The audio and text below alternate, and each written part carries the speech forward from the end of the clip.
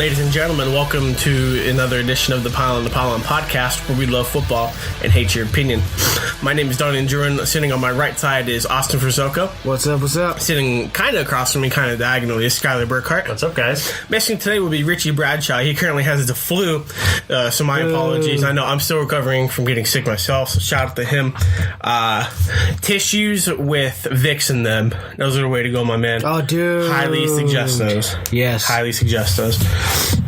If you're listening to this is the college football episode, one of two episodes we release every Wednesday at 12 p.m. Mountain Standard Time. You can find us on Twitter at the PTP Podcast. That's the name for the Instagram as well. Give us a like on Facebook, the Pile on the Pylon Podcast.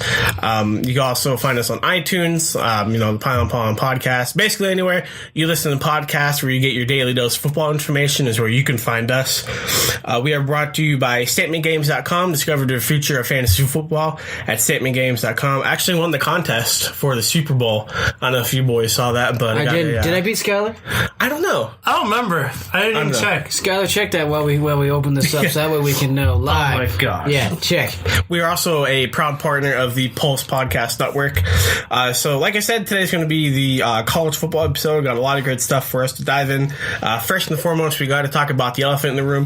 Kyler Murray officially declares for the NFL draft after weighing his options heavily, trying to decide between playing for the Oakland A's in baseball and entering himself into the NFL draft. Boys, thoughts? Love it. I think it was a smart decision on his part for the fact that he gets more money right now.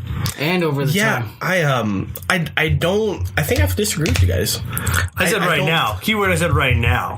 Yeah, I just... Disagree in the fact of you want him to play baseball, or disagree you think he'll make more money? Oh, no, I know, personally, I don't care what he does. I'm rooting for him either way.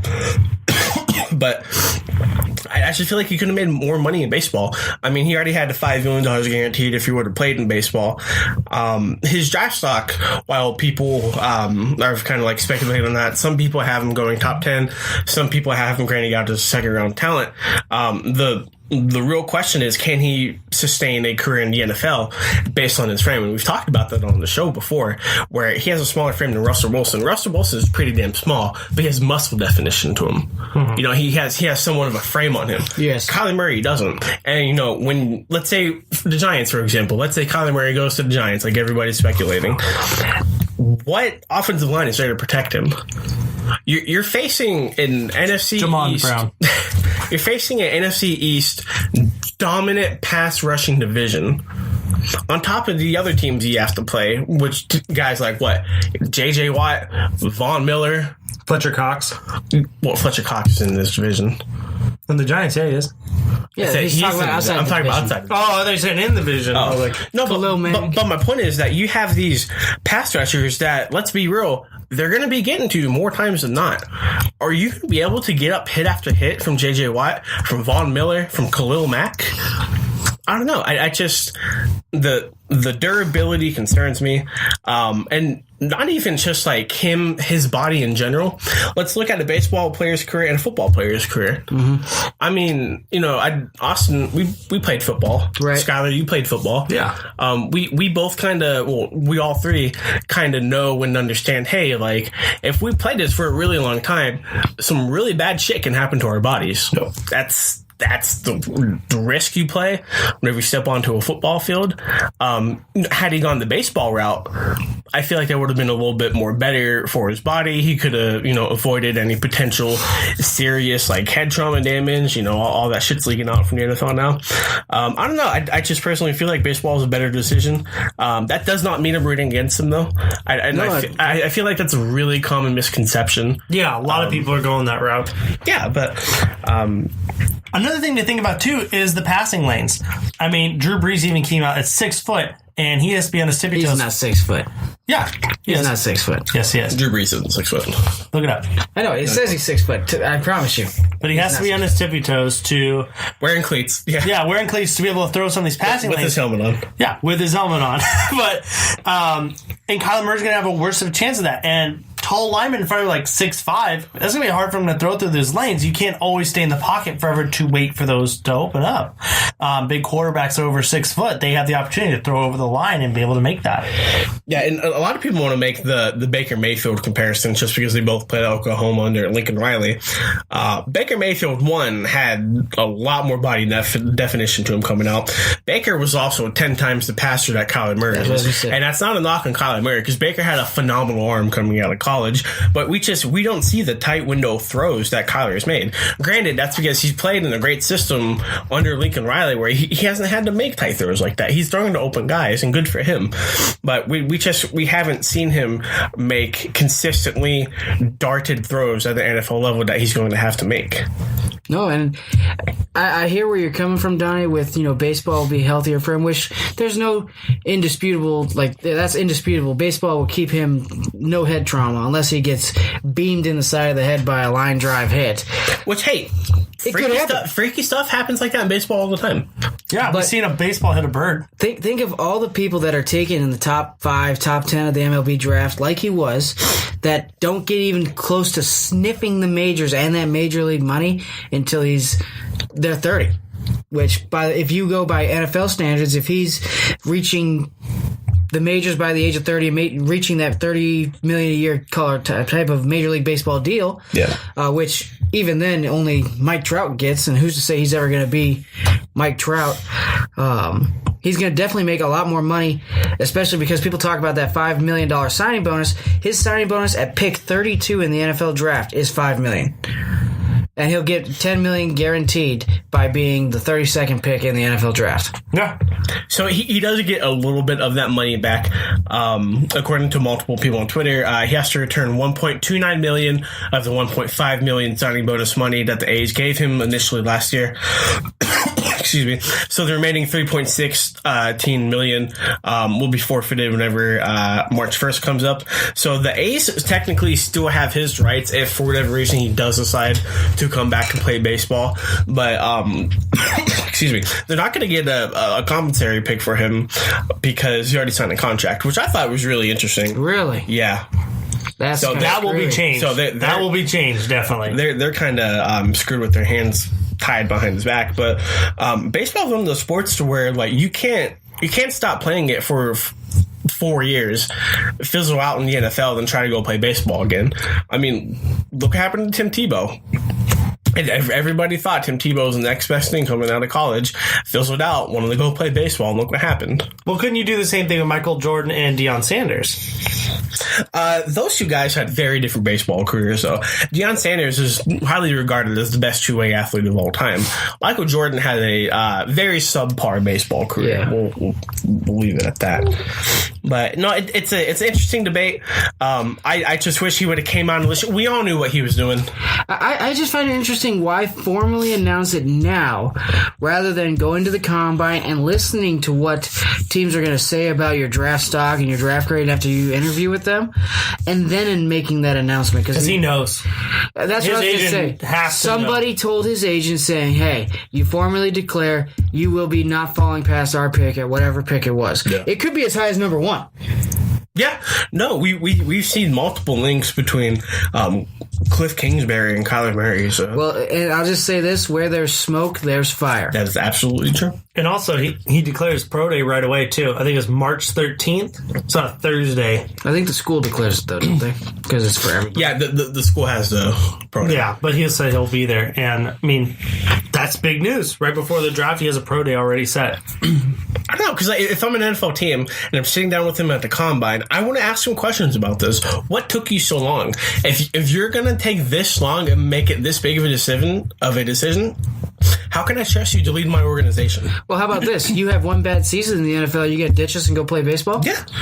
That option would still be on the table for Well, also, he came out and wrote a letter to all the Major League Baseball teams and said he had 100% commitment to baseball. That's going to come out in draft questions when they interview him. He definitely has commitment issues. Yeah. After all of this, and that's going to definitely. Haven't we all been there? Yeah. Hey, I don't know about you guys, but I'm a saint. So. Well, right now you're a Packer wearing that Green Bay hat. And Wearing a Patriots I already jersey. explained the situation. Rub it in a loss. all right. So shifting from Kyler Murray to the NFL Combine, which is coming up on us very, very soon up in Indianapolis. The Underwear Olympics is what everybody calls it. Just, I know, it's a bunch of dudes running around in tights. And we finally get to see all this top elite NFL talent. So talk about the Combine. What is one drill you actually put stock into? The NFL Combine. Probably the 40. Really?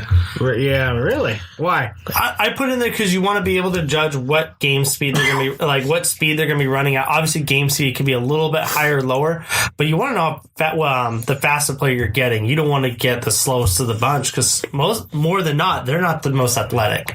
And teams nowadays looking for athletic linemen and whatnot, so you want some speed on them. I actually look at the 3-cone drill. Man, that was mine. I'm sorry, dude. You know, Coach Schmidt, they always talk about the 3-cone drill. Be able to get down in and out of your cuts and showing agile hips and being able to turn. That's the drill that I would put my most stock into watching people run. Would you say the bench press would be? I think the bench press is a little.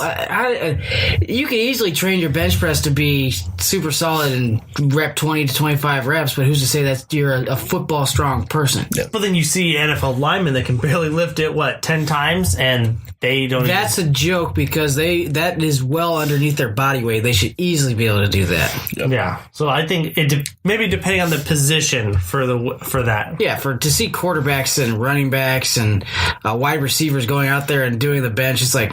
Wasn't Barkley? Didn't he break the record for running back? He did 20. He broke I was gonna say that monster kept going. Him and Chubb. Don't forget about Chubb. Chubb broke a ton of the combine. Well, not combine records. He pressed the bench press record. Interesting. I think he beat Barkley, or he was right there with him. No, I actually have to agree with Austin. The 3-cone drill is probably mine. Shows you a little bit of everything. Shows you how you're able to turn and flex your hips. Gives you a little bit of that 5-yard agile twitch. speed. Fast twitch. Yeah, that quote unquote fast twitch. Schmidt. I know. Good days, man. Good days. What is one drill you actually don't put stock into? Probably the quarterback wide receiver drills. They just throw to each other. I don't really take much into that. You don't like seeing receivers going out and catching passes and the quarterbacks throwing to spots? It doesn't mean much. I mean, let's be real about it. You have a quarterback throwing to a receiver he's never thrown to, doesn't know his timing or anything like that. They're mainly looking at his footwork for the quarterback and watching the hands and the in and out of their cuts for receivers. I just don't think highly of it. Okay. Fair enough. I actually think the 40 is one of the most useless times just because how often do you see a player run in a straight line uncontested at 40 yards? Almost never. I feel like the 20-yard, that 20-yard split time is something to worth looking into, but seeing a straight 40 shot, you never see a player run a straight 40 yards uncontested. What can you do to replace it, though? The 40 time to kind of 40 will never be replaced because of how much people like to watch it. You see people do the Run Rich Run event and all that stuff, and everybody knows what the 40-yard dash is, but just to be honest, there's little stock to gain or lose in the 40 unless you're out of shape or got into serious shape. But a lot of NFL teams do watch the 40 times, so I mean it's back and forth. It all again goes into different position groups. I think there could be another drill added in the combine that can give them more of their elusiveness and where they move on the field. I'm gonna have to agree with Austin. It's the 40-yard dash. I hate to be one of those super old guys, but there's a difference between football speed and track speed, and the 40 measures track speed. And wow, that does roughly translate to the NFL. And they're not wearing pads either. 40 times don't scare me. John Ross broke the record last year. That dude doesn't scare me one bit. Nope. I am not afraid of John Ross whatsoever. How many times has he been a healthy scratch? Oh, a lot. His rookie season was pretty much all a healthy scratch. The only reason I do wish they would keep it around is for the exactly what you said, the Run Rich Run. So I definitely do think that's cool. And the little cool the tool they have on NFL.com, where you could put him up against anybody running. That's funny. Yeah, I like watching. Really funny. And I do like that fact that you now with technology, say if I wanted to see the difference between players that are running in the same skill group, it is cool to see that. I just don't put much stock into it. And then is there anybody you guys are looking to watch whenever the combine actually comes? N'Keal Harry. I was like N'Keal Harry and That's big Metcalf. for him, I want yeah. to see their speed. I want to see their speed. I want to see their cuts. I want to see what they can do. DK Metcalf, excuse me, I can't talk. We saw him bulk up huge. God, dude. So I'd like to see him out there running and see if he can still move with his size that he put on. He's eating steak and potatoes every damn day. And some steroids. Dude, Let's not lie. Dude, get me on the diet right now. Yeah, seriously. Please. For 60 cents a day, you can feed us here at the Pile in the Pile. Well, no. $2.99. 3 McDoubles a person. Hey, I'll take that. I like this. But no, I think N'Keal Harry, he's got the most, the biggest gain and the biggest loss possible coming from the combine. You know, I was actually talking with Skyler about this before the podcast. It feels like Jalen Strong all over again for me, dude.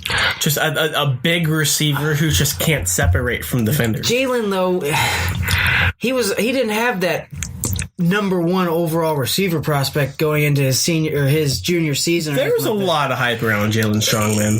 Dude, he caught that Hail Mary ball against USC. Yeah. And that got a lot of the hype going. But as far as an all-around receiver who can go up and get that contested pass, I like N'Keal, man. I just want to see his 40 time. Even though I put no stock into it, I just want to, or not even, I shouldn't even say his 40 time. I want to see his 3-cone drill. Getting in and out of his cuts and watching him see what he can do. I think you want to watch a little bit of both just because you want to see how fast he can go if he's doing a fade route, and then also the 3-cone to be able to see how he can go in and out of his cuts from that. Yeah, I don't want to see him run a 4.6 40. That would tank his stock. Yeah. I mean, he definitely has to hit under 4.5 easy. I think the closest thing we're going to get to seeing how he'd separate himself is going to be those one-on-one drills between the receivers and the quarterbacks during the combine, because they're not going to have anything like that during the pro day. Nope. And he wasn't a senior, so he didn't go to the Senior Bowl. Yeah, so he didn't go to Senior Bowl, so we didn't get to watch him in Mobile. So this is pretty much his only chance to show, hey, like, you know, I know you guys have doubts about me trying to create separation against, you know, the next level. Let me show I can do it. And they're going to put the best corners on him when they come. So they're going to be like, all right, come over here. They're going to put the best corners on because they want to see him test. As they should. Sign me up. Sign me up for Greedy Williams and Byron Murphy on him. Ooh. Sign me up for that. I want to see what he can do. Well, speaking of seeing what we can do, we have 10 weeks until the week of the NFL draft. I absolutely can't wait. I'm super excited. Oh my God, dude. Feels like the NFL season is so far away. So we actually have a special present for you guys. Next week, we will be doing a mock draft for you. And then a little bit further down the road, we are going to be doing a live mock draft. Shit's going to hit the fan. It's going to be crazy. Please don't miss it. We'll let you guys know whether that's coming up. But in the meantime, to kind of, I guess not really fill at all, but we're going to be doing a breakdown of a division every episode. This week we're going with the AFC East? South. AFC South? Okay. AFC South. That's right, wrong. Okay. So we're going to break down a division this week. It'll be the AFC South. We'll just kind of talk about the state of their franchises, what they might be looking for in the draft. We could do like a best case scenario, worst case scenario for each team picks. So let's go ahead and get it started underway. We start with the Indianapolis Colts. Oh, okay. So what pick do we have for the Colts going on? I'm looking real quick. The Colts they're further down. They're 26th. 26. So I feel like they finally have solidified their offensive line with the addition of Nelson from last year's draft. I feel like their defense has played out of their mind compared to what it was last season or 2 seasons ago. I think a best case scenario for this team and in their first round selection is Josh Jacobs is still sitting there at 26. I think there's a couple spots the Colts can go at this position. They need more pass rush, definitely. They need another wide receiver.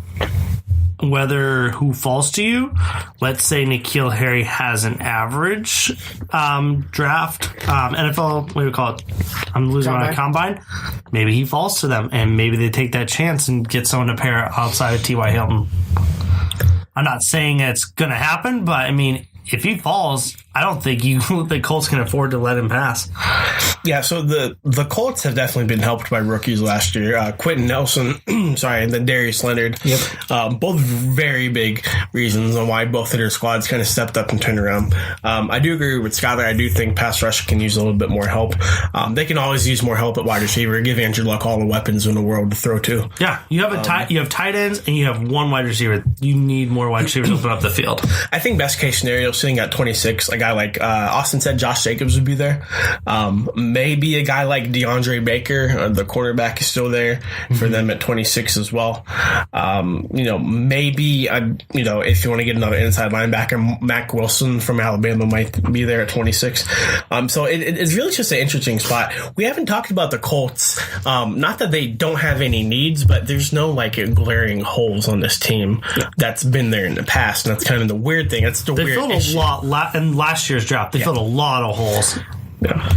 I think edge rusher Jay Polite. I'm going to butcher Ja'Kai Polite, edge out of Florida. Looking at a couple of they could even get Josh Jacobs. I don't know if they're really set on Marlon Mack. Marlon Mack. Maryland, I get it mixed up. They can get a running back. I know. If they want, they can take Jacobs to that spot too. They can get a running back, a real bulky running back to kind of upgrade their position. I think he'd be like a best selection they could get with the value of being at 26. Like Donnie was saying, DeAndre Baker would be a great fit as well, but I just don't see him going outside of 20 for Baker. Really? I think he's number 2 corner, isn't he? Well, no, Byron Murphy's number 2. Number 3 corner, but still, you see runs on corners now all the time with passing league of NFL. Baker, in some mocks I've seen, isn't even in the first round. Really? Yeah, it depends. The combine's definitely going to help kind of solidify. Mullen has actually been first round. I feel like a worst case scenario, all the top running back in Jacobs is gone. You have all the top corners are gone. I feel like the next thing is they have a need at defensive tackle, but all the top interior rushers are gone. Right. I mean, they can make. Who is the guy that tore his ACL today? Jeffrey Simmons. I feel like he'd be the worst case scenario because you're going to wait a year to be able to pick him back up onto the team, but he addresses that spot that you needed to get a playmaker to. It's so hard for players that get injured though, still draft in the first round. You know what I mean? It's risky. I could see him doing it, but if they need help now, they're going to have to look elsewhere. Well, what kind of hurt Simmons was not being invited to the combine in the first place because of all the off the field stuff. So this ACL injury really puts him in a hole that I don't know if he can get out of. So the Colts might be lucky to get him maybe second round. It just depends on the whole draft process and where it takes them. I have to agree. I think. I think their biggest need, quote unquote, might be edge rusher, and those guys are going to be gone by pick 7 and 8. Yeah, I mean they're going to be picking up whatever's left over. Yeah, it just doesn't matter who they fall in love with at the draft or pro days too. Yeah. Well, we can climb 3 spots up in the NFL draft. Talk about the Houston Texans currently hold the number 23 pick in the 2019 NFL draft. A lot of different ways this can go for sure. They need a lot of help. The first 3 that are glaring needs: cornerback, offensive line, wide receiver. Yep, news is they're going to be cutting Demaryius Thomas. It is officially cut about a couple hours ago. So I think best case, you have Will Fuller, who's going to play boundary receiver with DeAndre Hopkins. I think the best case scenario, it would be the best slot corner, really get Deshaun Watson going. Marquise Brown, Hollywood Brown out of Oklahoma, I think he'd be a good fit for that offense to really put them over the top and continue the growth that we've seen with Deshaun Watson. I mean, we don't hate on QT that they have, but I mean, you can always upgrade that position. You can never have enough slot receivers. Yeah, we've seen that with the Rams. They're utilizing them like crazy. Or you see the Patriots. Technically, all of them are slot receivers and they're just moving around the field. Chris Hogan's a boundary receiver. That guy can't play in the slot. True. I think best case for the Texans is to actually trade up and they go get Devin White, linebacker out of LSU. That's interesting. I didn't say there was no trade up. That's interesting. Oh. I mean, best case scenario. You know what? Fine. Best case scenario. I like it. I mean, they need another playmaker at the linebacker position outside of Jadeveon Clowney, who's even kind of playing out of position as he is. But Jadeveon might not even be there. True. He's a free agent, Yeah. and they have to realize they have a lot of players coming up that they got to pay. Very true. I think they watched the Jonah Williams situation. They need O-line bad. I would watch see where Jonah Williams is falling. Yeah, get my man Deshaun Watson some fucking protection. Seriously, please, I honestly. mean, I want Jonah Williams. That'd be perfect there. Another one that I like, would be, I just lost it, Greg Little. That'd be a good one. Those are the two I think would be a good fit for the Texans. And you definitely need some freaking help, especially after they gave up, what's his name to the Seahawks, their left tackle. Dwayne Brown. Yeah, that was dumb. They got a great pick out of him for an aging left tackle who wasn't playing that good in Seattle either. True. Yeah, but you want to keep it as long as you can, especially for keeping Watson upright. You know what they say, rather get rid of a player a year early rather than a year late. Okay. I think for worst case scenario, I think getting the Wisconsin lineman that Richie said was not winning a... Michael Dieter? Dieter, yes. I think Dieter would be the worst case scenario for them. I feel like that's not a guy that they really need. I feel like they need to get a more proven prospect, and that would really not aid in the development of Deshaun Watson. I feel like worst case scenario, they might go Noah Fant, tight end out of Iowa. Really? It's weird because, like, coming to the draft process, he was definitely the number one, like, tight end. And then my man TJ Hawkinson came out of nowhere and swept that title right from under his feet. And ironically on the same team. Yeah, I know, man. Dude, does Iowa tight ends? George Kittle played for Iowa last year, and he did.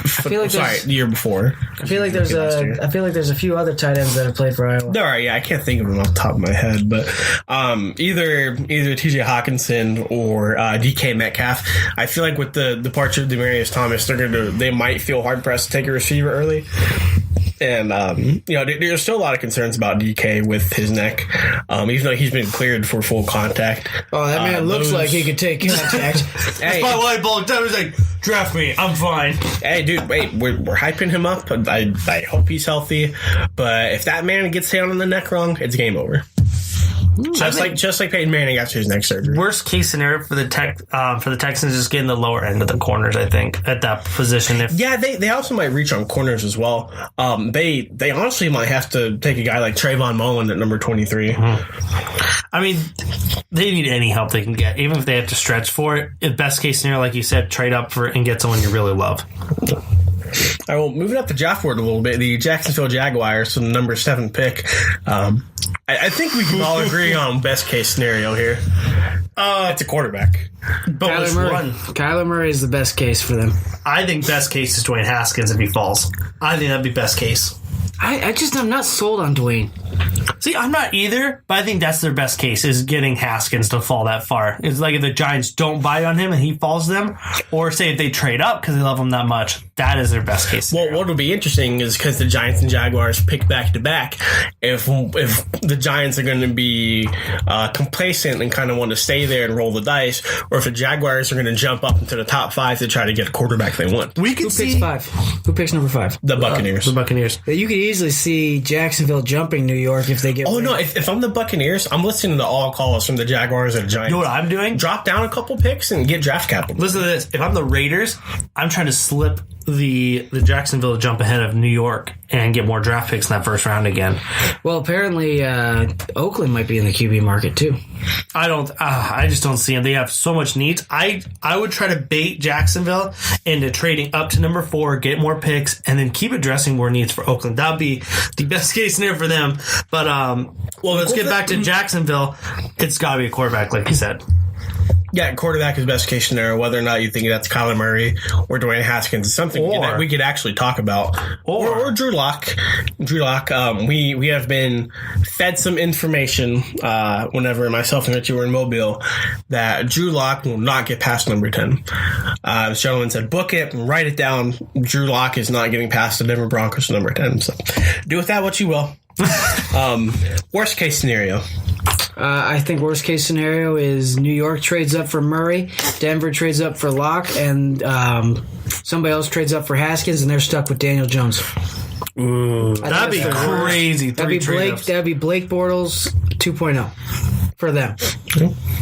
I'd be saying if you don't get Dwayne Haskins, you're not sold the other quarterbacks, and you address another position. I think that's their worst case scenario. I mean, where else are they going to really address? Their defense is... Like, you can literally have a perfect defense with that. You have playmakers at wide receiver. You have a solid offensive line. You have Okay, well, you're going to take 7 for wide receiver. Maybe you trade back. Solid offensive line, though. I'm not a big fan. I think worst case you take Jonah Williams. Yeah, I think the Jaguars are actually in a pretty decent spot draft wise. Worst case scenario, I think Jonah Williams is still going to be there at number 7. Or if they really think they need a younger pass rusher to replace Campbell when he leaves, you take a chance there. Well, they actually might cut Campbell. Yeah. So there you go. Then there you go. And they got rid of Dante Fowler, so pass rusher could be totally in play. That's true. I forgot about Fowler. How'd you forget about Fowler? He's on your team now. I know, but the Jacksonville, you think about them as such a stout defense. You don't really think of any needs for them. I agree. And I just see Jacksonville as a team that is QB or bust. Certainly feel like it. Yeah. I feel like they're QB or bust. I mean, they keep playing around these quarterbacks and moving in and out. It's just like you got to get one established. You got to win now with what you have. I feel like them and the Broncos are the only ones that are gung-ho quarterback. I almost think New York's trying to play it off, but I think they're quarterback hungry. Yeah, but if they were quarterback hungry, they would have passed on Saquon last year for Darnold or Allen or Rosen. But they instead took Barkley, which was the best player in the draft. If they're sold on Haskins, that's all it is. They got to be sold on Haskins. Otherwise, I would try to suck and go for Tua next year. That'd be a good fit. Everybody knows where I think the Giants should go, but that's for another draft. Special. True. Last team in the AFC South, the Tennessee Titans. Quarterback. You're funny. Best case scenario for the Titans, man.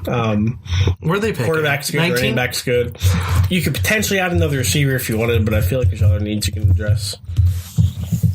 I think there is a need at wide receiver you can go after. Twan Taylor has picked up. Who was their number one wide receiver? I'm blanking today. Corey Davis. He started to pick up as of late. So they have 2, I guess, solid wide receivers, but they kind of inconsistent.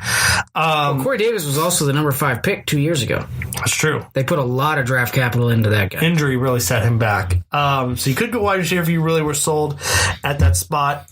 Your defense definitely needs more help. I mean, it's gotten better, but it needs more help. You probably looking at edge or linebacker at that spot. Yeah, they got rid of... Which pick did you say they had, Donnie? 19. Because they got rid of Arakpo. He retired, I should say, to go make cupcakes. Good for him. Open up his own cupcakes. I want to go and try those. They look good. I bet they're delicious. I bet you there. They got rid of Arakpo. They need a little bit of secondary help with either corner or safety because Malcolm Butler did not play that well. I think they can kind of schematically fix him and get him playing more stable. I think safety would be a better spot to go.